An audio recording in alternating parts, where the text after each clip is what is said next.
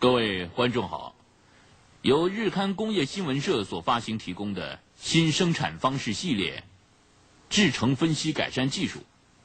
在第2集机械加工里面，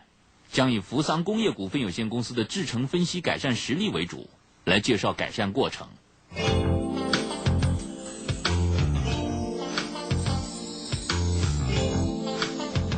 这里是面对琵琶湖畔风光明媚的日本鹤滋县长滨市。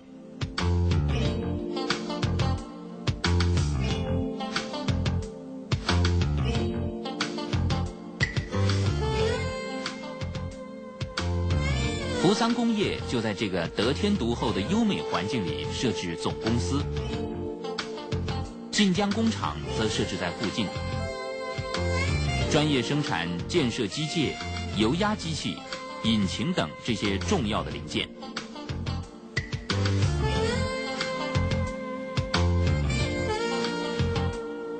这家公司的特征是一贯性的营业，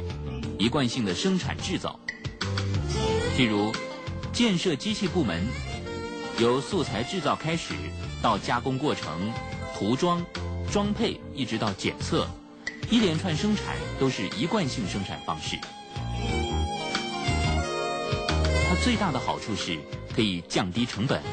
以及交货期和品质都能够如期稳定，从不出差错。